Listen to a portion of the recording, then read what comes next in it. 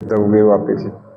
कुछ को नहीं आता, किंतु ये मंत्र हम सबको आना चाहिए, याद करना चाहिए। बहुत छोटा सा मंत्र है और परमात्मा ने जब ये सृष्टि बनाई तो ये सृष्टि जो बनी है, आप तो विज्ञान भी पढ़ते हैं, इसमें सबसे पहले ये जो दिखने वाला संसार है, सूर्य है, चंद्रमा है, तारामंडल है, जितने ग्रह हैं, पृथ्वी है, पहाड़, समुद्र, ये नदी नाले, ये सब कुछ सबसे पहले बनता है। फिर ये जंगल, पेड़ पौधे, वनस्पति बनते हैं। उसके बाद पशु पक्षी और जो दूसरे कीड़े मकोड़े हैं, ये सब बनते हैं। सबसे बाद में मनुष्य पैदा होता है। अर्थात ये पूरी सृष्टि जब इन सब चीज़ों से तैयार हो जाती है, फिर उसके बाद मनुष्य बनता है। अब आप सबको ये नया विषय है, इसको ध्यान से सुने और इस पर चर्चा करना, अपने अध्यापकों से भी करना। आप लोग विज्ञान पढ़ते हैं तो क्या पढ़ाया जाता है? सृष्टि कैसे बनी, मनुष्य की उत्पत्ति कैसे हुई? कोई बच्चा बताएगा? मनुष्य कैसे पैदा हुआ सृष्टि के आरंभ में? आप लोग विज्ञान नहीं पढ़ते, विकासवाद, डार्विन की थ्योरी नहीं पढ़ी आपने किसी ने? डार्विन की थ्योरी है कि अमीबा एक कीड़ा होता है, अमीबा, और उस अमीबा से ये सृष्टि बननी शुरू होती है। उससे फिर मेंढक, उसके बाद फिर मछली, फिर उसके बाद चार पैरों वाले बिल्ली, बकरी, घोड़ा, बनते बनते बंदर, और बंदर से मनुष्य बनता है। यही पढ़ा है ना? तो आजकल बंदर से मनुष्य क्यों नहीं बनते? आजकल धरती के ऊपर बंदर बहुत हैं, किंतु किसी बंदर ने मनुष्य को पैदा आज तक क्यों नहीं किया हमारे सामने? इसका मतलब यह है कि यह सिद्धांत गलत है। बंदर से मनुष्य पैदा नहीं हो सकता, या बकरी से घोड़ा नहीं बन सकता, या अमीबा से मछली या मेंढक या कछुआ नहीं बन सकता। ये जो सिद्धांत सृष्टि की उत्पत्ति का पढ़ाया गया पूरी दुनिया में, इस पर बहस हो रही है। अब इसमें वेद क्या कहते हैं? जिन चार वेदों को हम मानते हैं परमात्मा का दिया हुआ ये ज्ञान है, तो वहां वेद ये कहता है कि प्रारंभ में जब माता पिता नहीं थे, उस समय माता पिता नहीं थे, आप सबको पता है, किंतु उस समय सृष्टि बनी, मनुष्य भी बने, जिसमें पति पत्नी बाद में बने, स्त्रियां भी पैदा हुई, पुरुष भी पैदा हुए।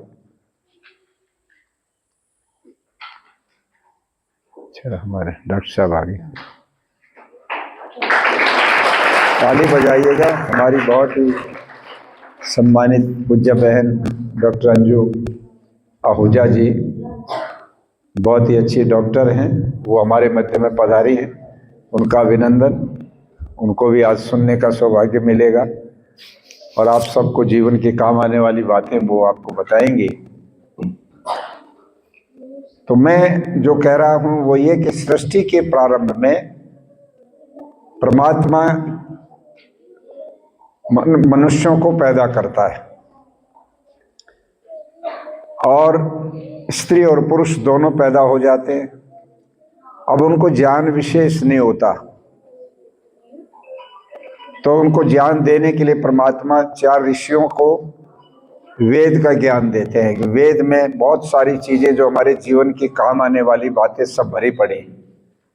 परमात्मा ने प्रारंभ में चार वेद का ज्ञान दिया, और उस ज्ञान को ऋषि लोगों ने सब मनुष्यों में बांटा, सुनाया, और धीरे धीरे सबको वो ज्ञान प्राप्त हो गया, और फिर समुदाय बनने लगे, परिवार बनने लगे।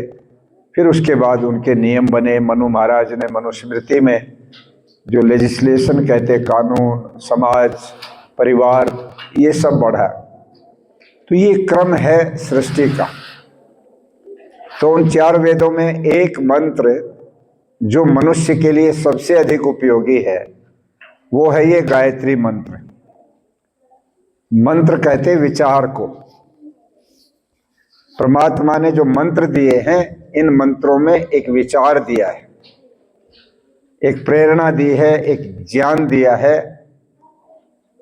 और उसके आधार पर हमको ये प्रेरणा मिलती है कि हम अपने जीवन को आगे कैसे लेके जाएं।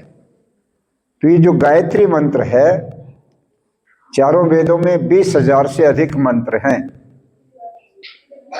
किंतु उनमें ये एक गायत्री मंत्र ऐसा है जो बुद्धि का मंत्र है।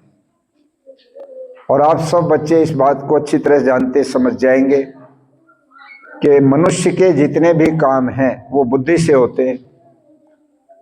बुद्धिमान आदमी ही हमेशा आगे बढ़ता। बुद्धि यस्य बलम तस्य। जिसके पास बुद्धि है उसी के पास बल है, शक्ति है। चाहे विद्या का बल है, चाहे धन का बल है, चाहे शरीर का बल है, चाहे राज्य का बल है, कोई भी ताकत आदमी को मिलती है तो बुद्धिमान आदमी प्राप्त करता है। और जिसकी बुद्धि विकृत हो गई, गलत दिशा में चली गई, उसके काम बिगड़ जाते हैं, वो पतन की तरफ चला जाता है। तो परमात्मा ने प्रारंभ में ही मनुष्यों को ये कहा कि ये बुद्धि जो है तुम्हें जो दी गई है, इस बुद्धि को सदैव सही दिशा में चलने वाली रखना।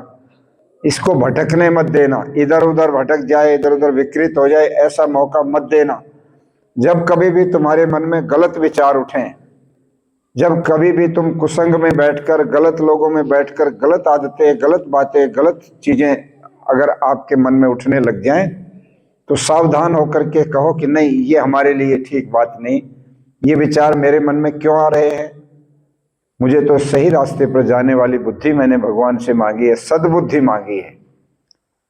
सद्बुद्धि कहते हैं जो पवित्र और सात्विक होती है, जो सही निर्णय लेती है। और बुद्धि का एक और महत्वपूर्ण तत्व है, उसको कहते हैं विवेक। अंग्रेजी में उसको कहते हैं इंटेलेक्ट। जो विवेक है ये बहुत महत्वपूर्ण चीज है। बहुत सारे लोगों में बुद्धि तो है किंतु विवेक नहीं होता उनके पास, और विवेक न होने से वो निर्णय सही नहीं ले पाते, गलत निर्णय लेते हैं, फिर उसका दंड भोगते हैं, सजा भोगते हैं। कितने अच्छे अच्छे बड़े बड़े बुद्धिमान लोग हैं जो जेलों में पड़े हुए हैं, जो समाज में अपराधी हैं। हमारी पूजा बहन डॉक्टर हैं, अभी मैं देख रहा था अखबार में, आज की अभी में है, रोज अखबारों में आ रही है। एक डॉक्टर थे, कोई सीएम पद के आदमी, अच्छे बड़े पद पर थे, और जब उसका विवेक नष्ट हुआ, जब उसका विवेक खत्म हुआ, तो एक 15 साल के पेशेंट लड़के के साथ उसने दुर्व्यवहार किया। अब उसको बाजारों में नंगे पैर घुमा रही है पुलिस। कितना बड़ा नुकसान अपनी प्रतिष्ठा का और अपने व्यक्तित्व का उसने किया, केवल विवेक को थोड़ी देर खो देने से। यदि विवेक काम करता होता, यदि वो समझ उसकी बनी रहती, तो कभी भी वो गलत काम नहीं करता। वो जानता था कि इसके दुष्परिणाम है, इसके बदले मुझे सजा मिलेगी, इसके बदले मुझे बहुत हानि उठानी पड़ेगी। तो इसलिए ये बुद्धि जो है, इसको हम सब बच्चों को बहुत गंभीरता से अपने मन में ये विचार रखना है। कभी भी जीवन में जब कभी आपके मन में भटकाव की स्थिति हो, तो सावधान होकर के उसके परिणाम पर सोचो कि ये अगर ऐसा हो गया तो इसका दंड मुझे मिलेगा। ये तो आवाज करेगा आपके।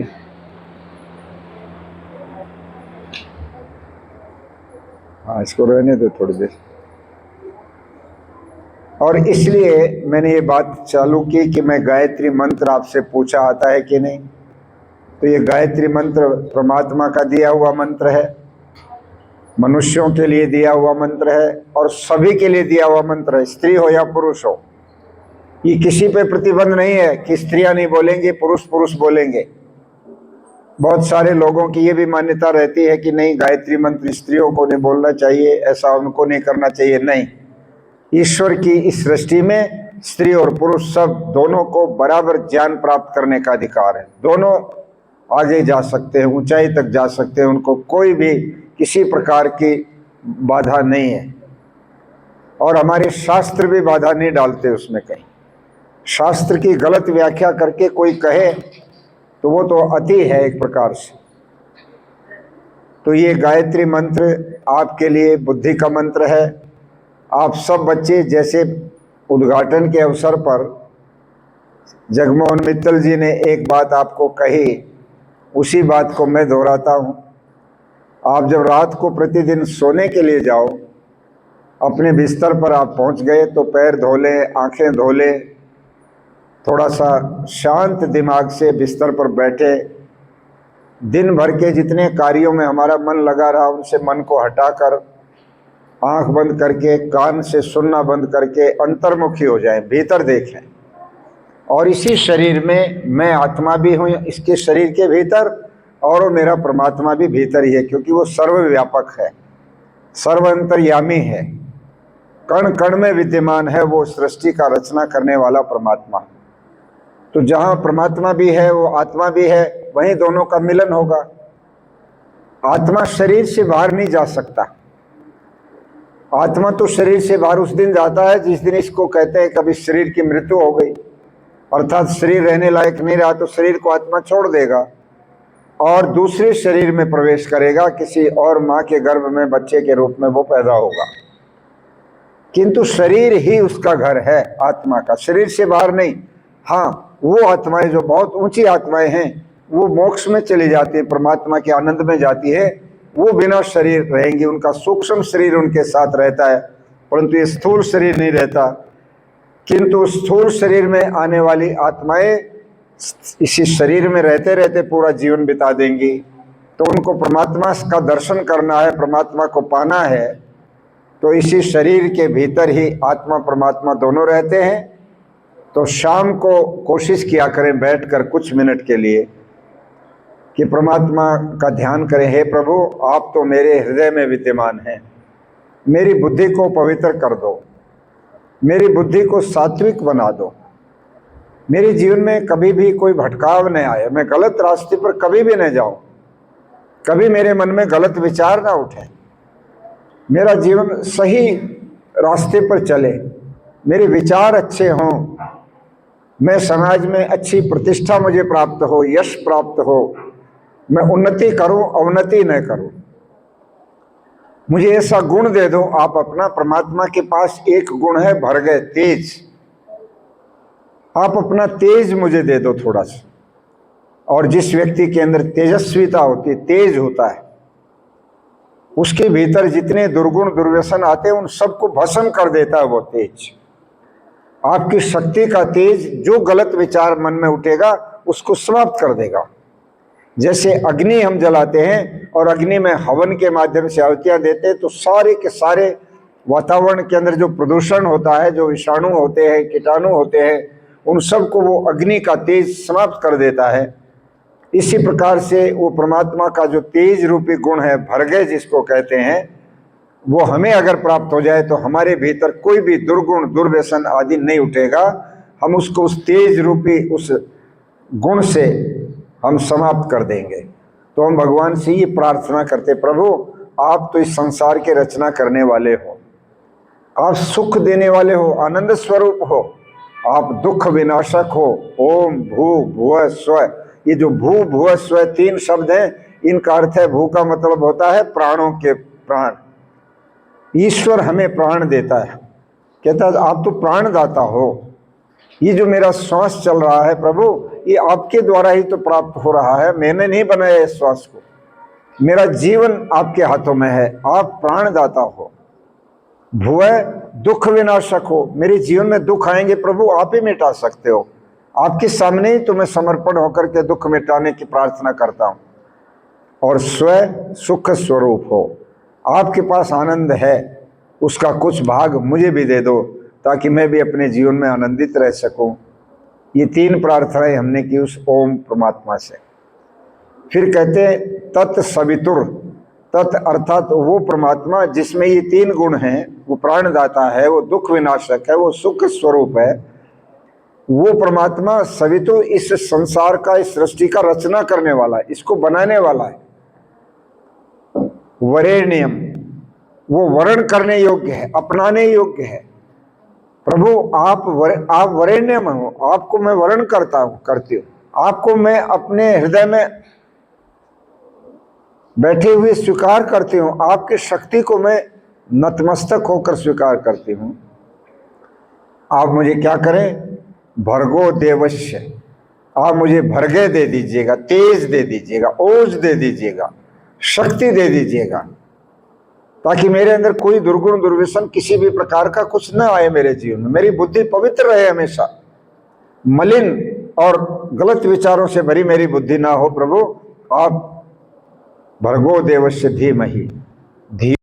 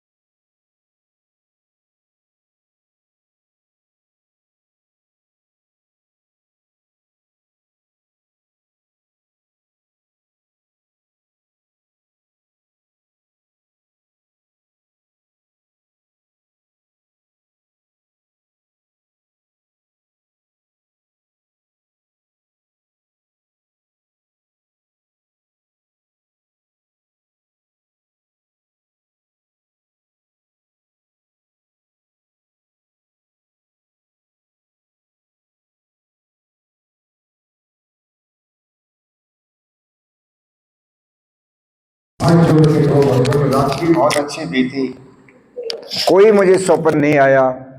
अब मेरा दिन भी अच्छा बीते, ऐसी मुझे शक्ति दो, ऐसी मुझे प्रेरणा दो। मैं दिन भर, मेरा दिन बहुत अच्छा बीतेगा। मैं स्कूल जाऊंगी, मेरा स्कूल में मन लगे पढ़ाई में। घर आऊंगी, मैं अच्छा काम करूं, अपना पढ़ाई का करूं, घर के कामों में भाग लूं। दिन मेरा अच्छा बीते, मैं कभी भी गलत कुटिल विचारों में, कुटिल किसी चीज में मैं ना जाऊं। ये प्रार्थना करके, परमात्मा का धन्यवाद करके अपना दिन शुरू करो। तो रोज शाम को सोने से पहले गायत्री मंत्र का जो बच्चे जप करके, चिंतन करके, उसके अर्थ का विचार करके और भगवान से सद्बुद्धि की प्रार्थना करके सोएंगे, वो हाथ खड़ा करके एक बार मुझे बताएं, कौन कौन करेंगे इस काम को। एक दूसरे के देखा देखी नहीं, कई आलसी होते नहीं करते। ठीक है, धन्यवाद, नीचे करो। ये आपके लिए है, मुझे इससे कुछ मिलने वाला नहीं कि आपने हाथ खड़ा कर दिया तो मुझे कुछ प्राप्त हो जाएगा। नहीं, आपके जीवन में एक बहुत बड़ा चेंज आएगा इसके करने से। खुद आपको लाभ होगा, बुद्धि तीव्र हो जाएगी, सात्विक हो जाएगी, क्लास में अलग ही आपका व्यक्तित्व निखरने लग जाएगा, देखेंगे आप खुद। तो इसको खुद अपने जीवन में लागू कीजिए और सीधे बैठे और मेरे साथ मिलकर गायत्री मंत्र का श्रद्धा के साथ उच्चारण करें। मिल करके सब सीधे बैठ जाएं, आंखें बंद करें। कोई दूसरे को न कहे कि तुम इधर बैठो उधर, कोई किसी को ना बोले, स्वयं को संभालो बस। दूसरे को टोकने की जरूरत नहीं, वो अपने आप देख लेगा। शांत होकर आंखें बंद करके और भगवान से सद्बुद्धि की कामना करते हुए गायत्री मंत्र बोलिए।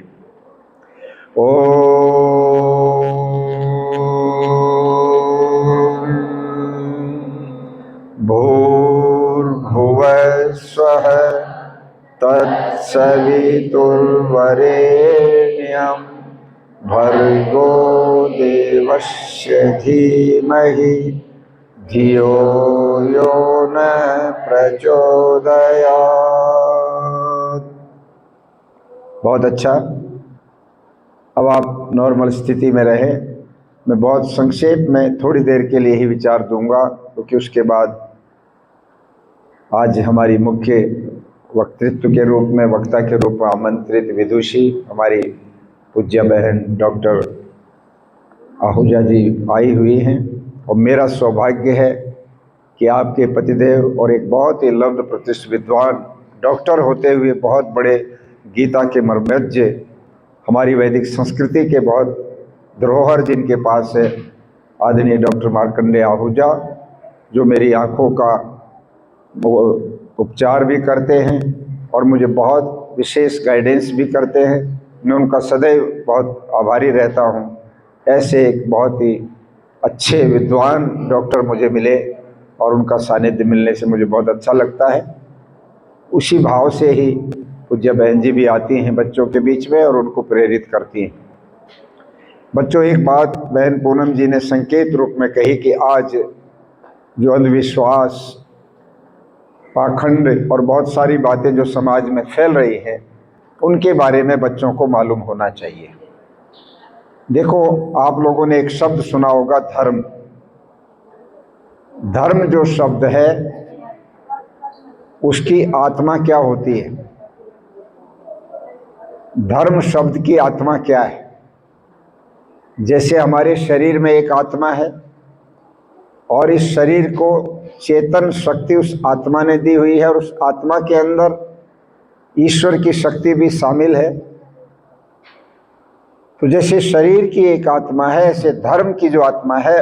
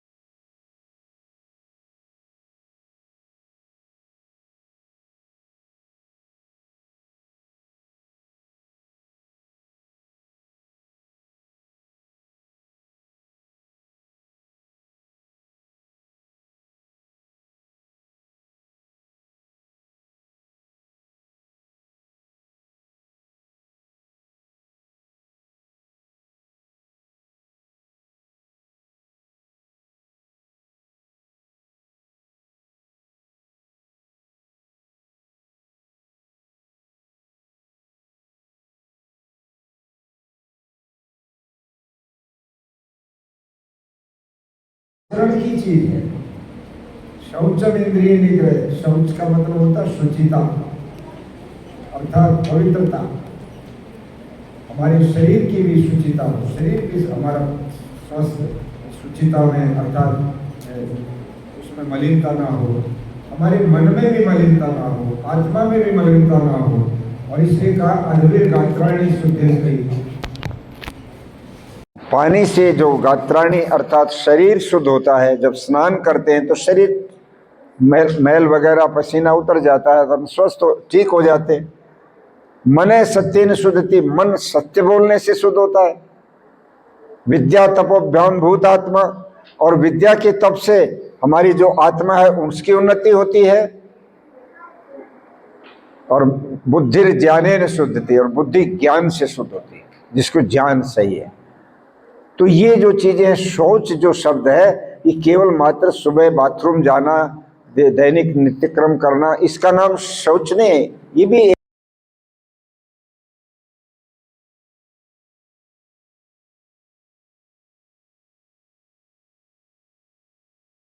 इनकी शुचिता के लिए भी इतनी सारी, तब जाकर के शौच का पालन माना जाएगा, वो व्यक्ति धार्मिक है। शौच संतोष, जो पुरुषार्थ से मिल रहा है उसको संतोष करो, उसमें ये नहीं करना इसके पास इतना क्यों है और इसको बर्बाद करूंगा, इसके साथ ईर्ष्या के भाव से दूसरे की उन्नति को देखकर जलते रहना, ये संतोष नहीं है। अपने पुरुषार्थ से प्राप्त होने वाली चीजों पर संतुष्ट रहना, दूसरों के प्रति ईर्ष्या भाव नहीं रखना, इसको संतोष कहते हैं। इंद्रिय निग्रह, अपनी ज्ञानेंद्रियां, कर्मेंद्रियां, इनके ऊपर निग्रह करना, इनके ऊपर नियंत्रण करना। गलत चीजें बहुत देर देर तक देखना नहीं, गलत चीजों को सुनना नहीं, गलत वाणी बोलना नहीं, अपने हाथों से गलत कार्य करना नहीं, आदि जितने भी ये हैं इनको निग्रह करना, इनके ऊपर नियंत्रण रखना। ये धार्मिक व्यक्ति की इतनी सारी बातें, ये आचरण की बातें हैं, और ये जिसमें भी हो गई वो धार्मिक हो जाता है। धर्म की व्याख्या बहुत सुंदर है और अनेक व्याख्याएं हैं। वेदों अखिलो धर्मम मूलम, वेद इस संसार के अंदर सबसे मूल, सबसे प्रारंभ में प्राचीनतम वेद जो है वो धर्म का मूल है। ज्ञान जितना भी आया है वो वेद से आया दुनिया के अंदर। और दुनिया के चाहे कोई इस्लाम को मानने वाले लोग हैं, क्रिश्चियनिटी को मानने वाले लोग हैं, बौद्ध धर्म को मानते हैं और किसी मजहब को मानते हैं, सारी दुनिया के सेमेटिक रिलीजन वो ये मानते हैं कि सबसे पुराना, सबसे ओल्डेस्ट वो वेद है। और वेद सबसे पुराना है, वेद में धर्म का जो स्वरूप दिया है वही दुनिया के लोगों को मानने योग्य है। अगर सारी धरती के लोग ये कहें कि हमारे वर्तमान मजहब तो समय समय पर लोगों ने बना दी, सबसे पुराना जो इस दुनिया के अंदर भगवान के द्वारा दिया गया ज्ञान वेद है, उसमें धर्म क्या कहता है उसी को अगर हम मान लें तो सारे झगड़े मिट जाएं। सारी धरती के ऊपर जो धर्म के नाम पर लोग झगड़ा करते, विवाद करते, इस तरह से धर्म की व्याख्याओं में मुख्य रूप से ये कि धर्म वो जिसके धारण करने से मनुष्य का जीवन बदलता है, जिसके व्यवहार को जिसको व्यवहार में लाने से हमारे जीवन में पवित्रता आती है, हमारे जीवन में उन्नति होती है, हमारे व्यवहार में उन्नति होती है। और सबसे बड़ी पूंजी इसकी ये है, सबसे बड़ा जो अर्थ वो ये है कि जो व्यक्ति अपने हृदय में ये विचार बिठा ले कि जो दूसरा है इसके अंदर जो आत्मा है वैसी मेरे अंदर भी आत्मा है, इसके अंदर जो परमात्मा तत्व बैठा है वो मेरे अंदर भी बैठा हुआ है। यदि मैं इसका अपमान करता हूँ, इसकी हानि पहुँचाता हूँ, इसकी निंदा करता हूँ, तो समझ लीजिए कि मैं उस परमात्मा का अपमान कर रहा हूँ। जो व्यक्ति दूसरे में अपनी जैसी आत्मा का अनुभव करता है उसके अंदर सही अर्थ में अध्यात्म कर जाता है। और इसलिए मैं कहा करता हूँ कि दुनिया में जिस समय स्पिरिचुअलिटी इन सोशल एक्शन, सामाजिक कार्यों में, राजनीतिक कार्यों में, धार्मिक कार्यों में और दूसरे कार्यों में, पारिवारिक कार्यों में जिस दिन अध्यात्म आ जाएगा, जिस दिन आध्यात्मिक अप्रोच आ जाएगी, जिस दिन ये आ जाएगा कि मेरे व्यवहार से इसको हानि तो नहीं हो रही है दूसरे व्यक्ति को, इस इसको अगर हानि हो गई तो वो परमात्मा मेरे से नाराज हो जाएगा, वो ईश्वर इसके भीतर भी विद्यमान है। इसको गाली देता हूँ तो परमात्मा इसके भीतर है, मैं उसको गाली देता हूँ। जिस दिन हमारी ये स्थिति बन जाएगी हम बहुत ऊंचे धार्मिक हो जाते हैं, बहुत ऊंचे आध्यात्मिक हो जाते हैं।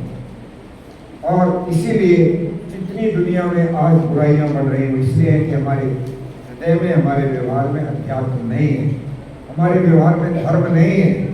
धर्म बाह्य बातों का, बाह्य आडंबरों का नाम हो गया है और उसके अंदर फिर अंधविश्वास हो गया। नहीं, ऐसा करने से ये हो जाता है, ऐसा करने से ये हो जाता है, ऐसा करने से ये हो जाता है। बहुत सारी ऐसी प्रचलित बातें हैं जिनको आप भी देखेंगे तो आपको भी लगेगा कि वास्तव में ये तो कुछ बात जची नहीं। जैसे उदाहरण के तौर पर मैं कहा करता हूँ, उदाहरण भी देता हूँ। हम लोग देखते हैं राशिफल। अभी जो राशिफल है, आप अखबार का पन्ना उठाएंगे उसमें राशियाँ लिखी होगी सबकी। और राशि कैसे बनती है किसी बच्चे को मालूम है? जिनके नाम का पहला अक्षर, जैसे कोई लड़की बताया आपका क्या नाम है? सपना। सपना। अब इनका पहला नाम से शुरू होता है। इनके नाम का पहला अक्षर से। तो से शब्द की जो राशि हो और से शब्द की जितनी स्त्री पुरुष धरती के ऊपर उन सबकी एक ही राशि हो। 12 राशियां हैं। 800 करोड़ लोग दुनिया के 12 राशि में बटे हुए हैं। और उन राशि के लोगों को बताया जाता है कि तुम्हारे जीवन में अगले सप्ताह ये होने वाला है, परिणाम दे रखा है। तो मैं आपसे पूछता हूँ, यदि ये बात वास्तव में वैज्ञानिक है, सही है, तर्कपूर्ण ढंग से ठीक है, तो फिर राम और रावण की क्या राशि एक ही है कि अलग अलग? दोनों का नाम तो रहस्य है। रावण भी रहस्य बना, राम भी रहस्य बना, तो दोनों की एक राशि, तो दोनों के जीवन में परिणाम भी एक आना चाहिए। किंतु राम जी की तो हमारे साथ जय जयकार करते हैं, रामलीला खेलते हैं, पता नहीं क्या क्या रामायण सुनाते हैं, वाल्मीकि रामायण मानस का पाठ करते हैं, कथाएं होती हैं, और रावण के पुतले बनाकर जलाते हैं। तो राशि इसका मतलब गड़बड़ होगी। रावण की दूसरी राशि बन गई उसकी, और सीता और शूर्पणखा की एक ही राशि है, किंतु एक का तो नाक कट रहा है और दूसरी माता सीता का कितना बड़ा सम्मान हम धरती पर करते हैं। कितनी साध्वी थी, कितनी सती थी। और अगर बाद में आ जाए महाभारत काल में तो कृष्ण और कंस की एक ही राशि है ना, कैसे बना? और कंस को वध किया कृष्ण जी ने, उनके मामा थे कंस, कृष्ण जी के मामा थे कंस, और बहुत अत्याचारी क्रूर थे। सारे मथुरा के लोग तंग थे उससे, और बड़े ये सोचते थे, क्योंकि उसने अपनी बहन को भी जेल में डाल दिया था, कृष्ण जी की माँ को। किसी ने कह दिया था कि इसका जो बच्चा पैदा होगा तो तुम्हारा दुश्मन पैदा होगा, तुम्हें मारेगा। तो बहन के गर्भ में बच्चा था तो जेल में बंद कर दिया देवकी को कि वहीं खत्म करवाऊंगा, कभी पैदा हो जाए। किंतु परमात्मा की व्यवस्था, कृष्ण जी महाराज जो है अपने तेज बल से व्यवस्था से निकल गए और वो बड़े भी हो गए। पता लग गया कंस को कि तेरा शत्रु तो बड़ा हो गया है, अब वो आने वाला है। तो योजना बनाई मारने की कि इसको खत्म कराऊं, नहीं तो ये तो मुझे छोड़ेगा नहीं। तो उनको बुला करके बलराम और कृष्ण जी को कहा, देखो तुम पहलवान बड़े अच्छे हो और गुरुकुल में पढ़े हो तो तुम्हें पहलवानी आती है, मेरे पहलवानों से कुश्ती करके दिखाओ। तो चारू नाम के दूसरे पहलवान थे, उनको बुलाया और बहुत बड़ा दंगल किया। हजारों लोग बुला लिए, आज कृष्ण और बलराम की कुश्ती होगी भाई मेरे पहलवानों से। और उन पहलवानों को कहा कि इनको केवल कुश्ती में नहीं हराना, इनको हराने के साथ साथ जान से भी मार देना है, इनके गले में अपना घुटना मार के। उस समय, और ये बात योगेश्वर कृष्ण तो योगी थे, उनको पहले ही पता था कि आज सब कुछ तमाशा क्यों हो रहा है, कंस क्यों कर रहा है। उन्होंने बलराम के कान में कह दिया, इन पहलवानों को केवल धरती नहीं चटानी है, केवल इसको हराना नहीं है, चित नहीं करना है, तो जान से मारना है। और कंस का वध आज मैंने करना है, तुझे इस पहलवान को ठीक करना है। कुश्ती पहली हुई बलराम की, और बलराम ने उस पहलवान को जैसे चित्त मारा और उसको चीर बाल में फेंक दिया। तो ये भाग खड़े हुए कंस, और उस समय कृष्ण जी भागे, उसकी गर्दन पकड़ करके लेके आए। कंस का भाई था सुनामा, उसने बाधा डालने की कोशिश की, एक धक्के में उसको भी फेंक दिया और कंस का चारों लोगों की उपस्थिति में बंद कर। तो कृष्ण और कंस की एक राशि होते हुए भी अलग अलग स्वभाव, अलग अलग फल क्यों है? तो मैं ये कहता हूं कि इस प्रकार की जितने अंधविश्वास की क्रियाएं हैं, विज्ञान का ये युग है, उसमें आपको उन पर अपने दिमाग का तर्क लगा करके देखना कि कितने ठीक है। अगर छोटूराम पार्क के बाहर बैठा हुआ एक तोते वाला व्यक्ति, तोता एक पक्षी है, और 40-50 कार्ड उसमें रखे हुए हैं, गांव का एक सीधा साधा या कई तो पढ़े लिखे लोग भी जाके पूछते हैं, पंडित जी मेरा भाग्य बताओ क्या लिखा है। तो पंडित जी तो अनपढ़ है, किंतु उसका तोता बड़ा विद्वान है। तोते को कहता लो भाई इसका भाग्य निकाल के लाओ। तो उन्हीं 50 कार्डों में से 5,000 लोग आए, भाग्य उन्हीं में है सबका। एक कार्ड लेके आता है तोता, उसको पढ़ के बताता है तुम्हारे भाग्य में तो ये लिखा है। अब वो आदमी 1 मिनट में मान लेता है वो हो गया, तो बड़ा मुश्किल हो गया मेरे लिए। तो इस हफ्ते में काली चीज का व्यापार मत करना, इसमें लाल का व्यापार मत, इसमें सफेद का व्यापार मत करना, इस दिशा में मत जाना, उस दिशा में मत जाना, आदि आदि बातें लिखी होती हैं। उनमें कोई ठीक होती है, कोई गलत होती है, और उसको आदमी सहज में मान लेता है, क्योंकि उसका माइंड सेट हो, उसको ये विश्वास है कि ये जो भाग्य बताने वाला ये ठीक बताता है। किंतु हमको बुद्धि का प्रयोग करना है, तर्क का प्रयोग करना है, विवेक का प्रयोग करना है कि ये बात मुझे सही नहीं लगती है, गलत है। हर आदमी पे ये कैसे अप्लाई होगा? कितने लोग आ जाओ वही अप्लाई होगा सबके ऊपर। ये किसने बनाया? ये तो एक व्यक्ति ने लिख करके तो आदमी, भगवान ने थोड़ा कोई ये लिख के भेजे हुए हैं, सबके भाग्य यहाँ पर। हम माइंड अप्लाई करें। हम जा रहे रास्ते में, बिल्ली आ गई और बिल्ली रास्ता काट रही, तो एकदम ड्राइवर फौरन गाड़ी रोकेगा, वो बिल्ली रास्ता काट, अब तो गड़बड़ हो जाएगी, वापस सुनो। भाई बिल्ली एक जानवर है, बिल्ली को ये नहीं पता इस गाड़ी में कौन कौन जा रहे हैं, मेरे दुश्मन है, मेरे दोस्त हैं, कौन है, क्या इनको फल देना है, नहीं देना है। वो आई भागी भागी कहीं से बेचारी इधर से, और रास्ते में निकल गई, हमको घर बैठ गया, क्योंकि हमारा माइंड से तो रखा है। कभी कोई बात हो गई बाई चांस, उसको चला के इतना तेज कर दिया कि हर आदमी को विश्वास होगा कि बिल्ली रास्ता काट जाए तो सुकून होता है। घर से चले तो छींक आ जाए, अब छींक आना तो एक ऐसी क्रिया है, थोड़ा सा तिनका दे दो नाक में तो छींक आ जाएगी, या कुछ गलत चीज गले में चली जाए तो छींक आ जाएगी, ये तो बॉडी का धर्म है। किंतु अगर उस समय छींक आ गई तो नहीं जाएंगे, अब बाहर नहीं जा सकते, अब सुकून हो गया, रुक जाओ, 1 घंटा आराम करके फिर जाना, छींक आ गई। मीठा खा लिया तो बाहर नहीं जाने देंगे कि नहीं, भूत और कुछ ना कुछ कोई ओपरी पराई आ जाएगी, वो आपने मीठा खा रखा, तो कोई नमकीन खिलाओ इसको ताकि मीठे का प्रभाव खत्म हो जाए, और फिर नमकीन खिलाएंगे तो कहेंगे तुम जाओ, अब कोई खतरा नहीं है। आप बताइए मुझे क्या है? अभी पिछले 3-4 साल पहले हमारी सरकार की ओर से राफेल जहाज मंगाई, ये बड़ा उदाहरण दे रहा हूँ, बहुत बड़ा उदाहरण के अंधविश्वास कैसे पकड़ कर रखी उसने अपनी। राफेल जहाज वैज्ञानिकों ने बनाए, 3600 करोड़ का एक जहाज, कितना महंगा विज्ञान के लोगों ने उसमें दिमाग लगाया, जहाज बनाया, फाइटर लड़ाका, और उसको लाया गया।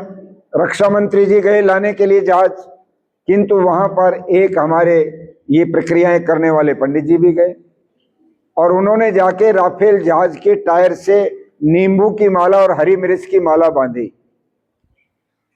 और फिर कह दिया कि अब ये पास हो गया, अब राफेल जहाज कोई नुकसान नहीं करेगा, ले जाओ, जहाज भी इसका प्रयोग करोगे सफलता देगा। अगर ये नींबू की माला और हरी मिर्च ना बांधते उसको तो नहीं देता वो सफलता। क्या अमेरिका के लोग, चीन के लोग, जापान के लोग, इंग्लैंड के लोग बांधते हैं माला? वो तो नहीं बांधते, उनका तो राफेल जहाज नहीं कोई गड़बड़ करता, हमारा ही क्यों करता है? क्योंकि हमारा माइंड सेट बना दिया गया है, हम अंधविश्वासी हैं, हर बात के पीछे हम ऐसे बांध लेते हैं। अब आप एक बात देखो, अगर शाम को दुकान बंद करेगा दुकानदार, एक भी दुकानदार ये नहीं कहेगा लो भाई समय हो गया अब घर चलने का, दुकान बंद करो, ताला लगाओ, चलते हैं। ताला लगाओ दुकान बंद करो को गलत माना जाता, अरे तुम तो दुकान ही बंद करने लग गए, तो क्या कहेगा, लो भाई दुकान बढ़ाओ अब चलते हैं। क्या दुकान बढ़ाओ कहने से दुकान सदा चलेगी और दुकान बंद कर दो तो वो बंद हो जाएगी?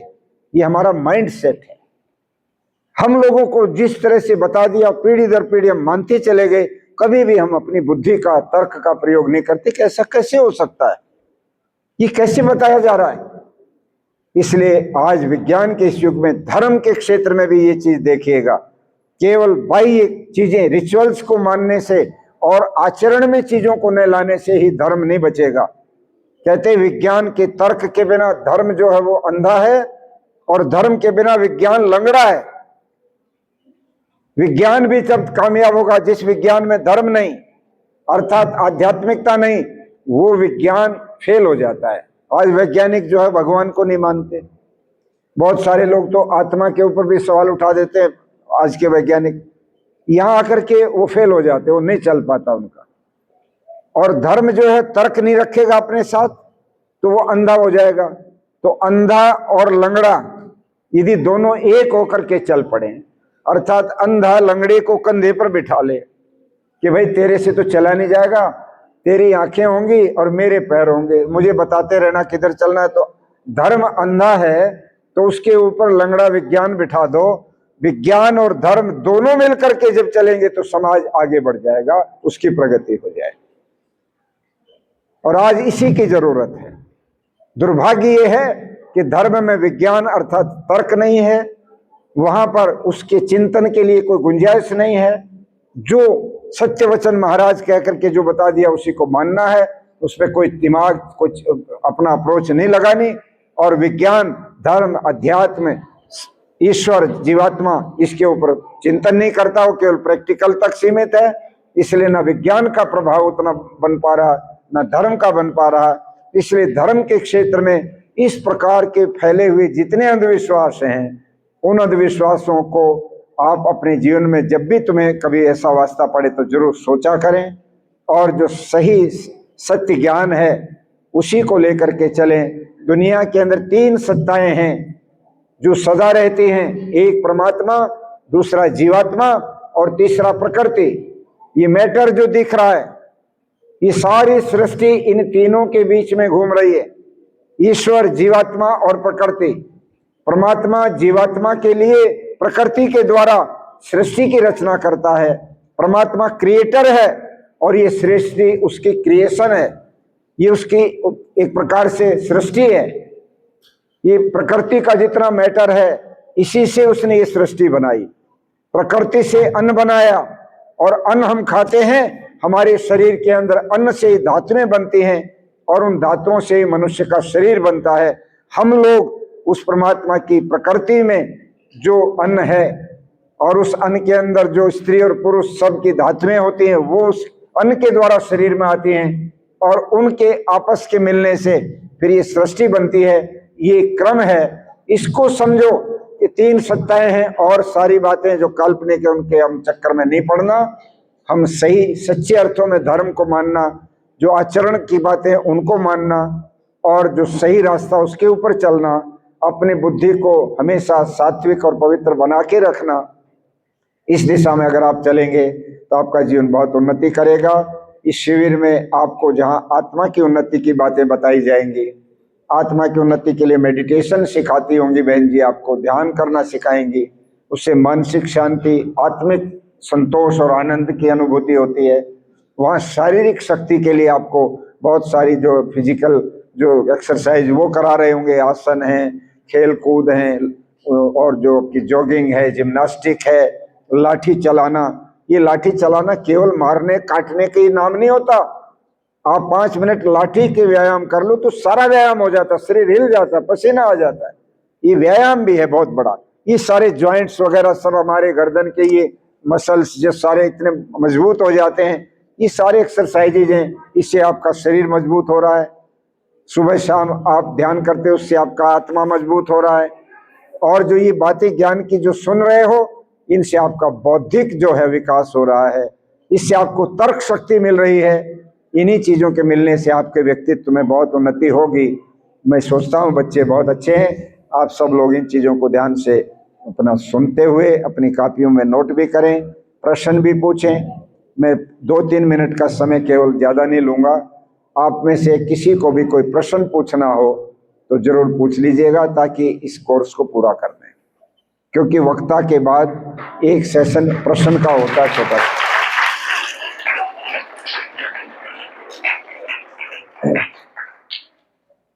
किसी का कोई सवाल है?